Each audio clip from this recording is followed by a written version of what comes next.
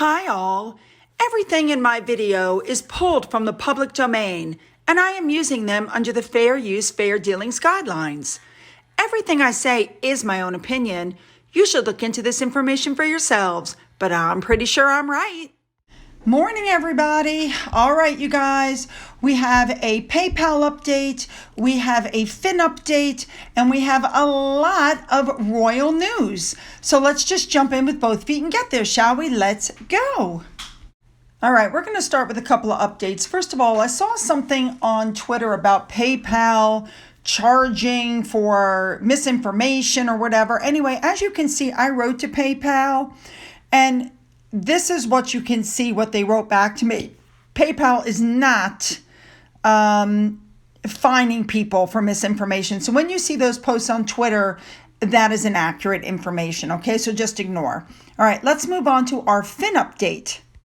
Now, I'm going to assume that the messages I got from people saying, oh my God, get your dog to a vet, why hasn't he been sent by a doctor, are because people didn't bother to watch the whole video where I took him to the vet and he was placed on all kinds of meds. Now, those meds kicked in and the bloody diarrhea stopped almost immediately. I took everybody's advice. We kept him without food, and then I made him rice with chicken, as everybody recommended. Here's a picture to show you what I made him, and here's a little video to show him being given his food.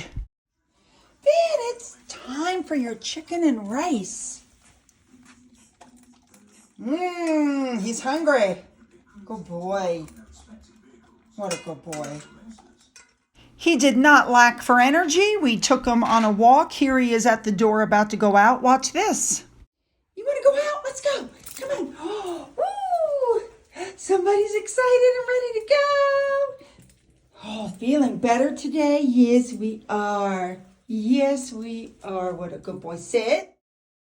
Now, for those of you who are new to the channel, you may not understand that you guys were aware of when I first adopted Finn. It was my viewers who actually voted on and gave Finn his name. And they've been watching him grow since we got him from a frightened, abused little puppy who wouldn't even make eye contact to the dog he is today. So yes, when he gets sick and when things happen with him, yes, I do tend to share it on social media with you guys. So just so you know, he is feeling much, much better. And I am aware he could relapse. People have written to me, I know. Don't worry, I'm keeping an eye on him, okay? And I also want to send a big shout out and a big thank you to everybody who sent money to PayPal with a little note asking me to take care of Finn and to help offset his medical bills. We certainly didn't ask for it. We certainly didn't expect it, but it was very appreciated. You guys rock. All right, let's move on. All right, Princess Anne, still in Uganda. She went to a dinner at the High Commissioner's residence where the princess met the UK charities operating in Uganda. So this was marking 60 years of the UK-Ugandan relationship, which obviously has been very fruitful for everybody on all sides. Anne looked absolutely lovely. I loved her outfit. Tim also looked quite handsome. Now, one of the charities that she also went to, that she's a patron of, is TransAid.org. Now, this is the second phase of their professional driving program in Uganda. Pretty cool. They're training professional people, professional drivers. Love it. She also went to a separate refugee camp to see the impact that conflict and COVID-19 school closures were having on the kids of Uganda. Another very important thing. All right, moving on. Now, Anne is also the patron of, it's called Sense International, and she met children and families supported by them, and they had a minute of silence to observe for respect for all of those people, the children that were killed in that horrible fire at the school for the blind. All right, moving on. Camilla was on her way back from that 10-day Indian health retreat, where she went with her friends. And apparently a bird struck the plane. Not kidding. Bird strikes happen all the time, but for Camilla, who has publicly talked about her fear of flying, and knowing that bird strikes, look what happened, Miracle on the Hudson. We know what can happen. But apparently she plans on still flying after this. Good for her. Go, Camilla. Moving on.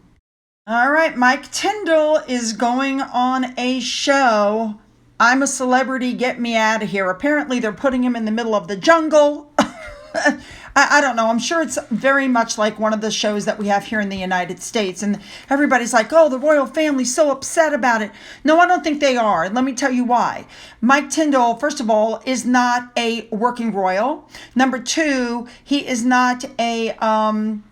He's not a major royal person. Number three, he's known for being a rugby player, not for being a royal. He doesn't have a title. None of that stuff. It's nowhere near the situation that's going on with Harry and Meghan. They're trying to say that it is, but it's not. It's not the same thing. He's not up there with Harry and William and Charles and all them. He's married to the Queen's granddaughter, who herself does not have a title. So I don't understand why people are having such a cow over it. Go, Mike, go. All right, next up, Charles, King Charles, has been named the new Captain General of the Marines, the Royal Marines, on their 358th birthday. Very nice. Let's not forget he trained and served alongside the Royal Marines. For those who may have forgotten, he did have a very nice long naval career. And for those of you who are also wondering, Harry was notified before the official announcement came out. Yeah, okay. We know that Philip held the role for like 60 years, I think it was. Then it went to Harry, who was stripped of it when he left. And now it's with Charles, which is where it should be. I think so. Charles put out a statement about it. He's very honored to be a part of the family. He looks forward to meeting people in the future. And let's not forget that when Harry did have that title, he skipped a memorial for Marines who had been killed in an IRA blast bombing to go and try to get his wife work with Disney at the Lion King premiere. Yeah, there you go. Moving on. Well, by the time you see this, it'll already have been passed, but you might be able to catch it on YouTube. Charles was going to be on the television this weekend in a documentary told with extensive collection of rare royal archives and revealing interviews. And it was going to take place, or will take place, of course, by now it would already have taken place, on Saturday the 28th of October at 8 p.m. Go, Charles. All right, here we go. Harry and his memoir. He's accused, of course, of stealing the limelight from Kate because when they announced Megxit, how many years ago, they ruined Catherine's birthday, and now they're going to do it again by releasing his book. The book has already been discounted. They're saying that Harry is full of resentment. He's very sad. He's upset. Although I'm not exactly sure why he's so sad and upset. Maybe because he's the spare. They're saying that the book is cynical, derogatory. We know that the book company sent it back because it wasn't juicy enough. And then we know Harry came back and tried to edit it, and the book company said, no, we're not going to do that. And now we know that depending on what's in the book, that could be the end of the titles for his kids, and that could be the final thing that cuts him off from the family. But Harry should have known that that was going to happen when he had the ghostwriter write this book. I'm shocked the ghostwriter's not even mentioned on the cover. But I completely agree with this statement from this person. People are really puzzled why Harry, who really seems to hate and resent his family, he hates and resents everything they stand for, but he still wants that same family to give his kids titles. Exactly. For those of you who may not be aware, even the U.S., there's backlash over this book. There are several TV hosts on Fox News who had plenty to say about this, and none of it was very kind, okay? Listen to this. What do you think of that title, Laura? Spare, that he would call the book Spare. Well, so you're supposed to have an heir and then a spare just to be safe, right? So I guess he was using that as kind of the play on being the Laura, spare heir. Princess Anne is actually the spare, the sister of Prince Charles. She's the backup should anything happen at royal events and things. You have a spare tire and a spare key. I don't know if I'd call myself a spare as a royal. I think he's the spare royal discontent. But I want to also point out that in addition to looking like a video game avatar on the cover of his book, Harry's cover looks remarkably like a companion piece to Meghan Markle's Variety cover. I mean, look at them. It's kind of the sun-kissed look. And what's most curious is that his ghostwriter is the same one Andre Agassi recruited for his single-word book, Open. And he got the same full-face treatment. So seems like we're repeating the... Right? Right? I completely agree with that. Totally agree. All right, moving on. All right, you guys, we've all seen the cover and the memes have started. There's so many of them. I would love to give credit to every single person who posted a meme, but I can't because I don't even know where half of these came from. But I just wanted to put these up to show you what's happening. Here we go.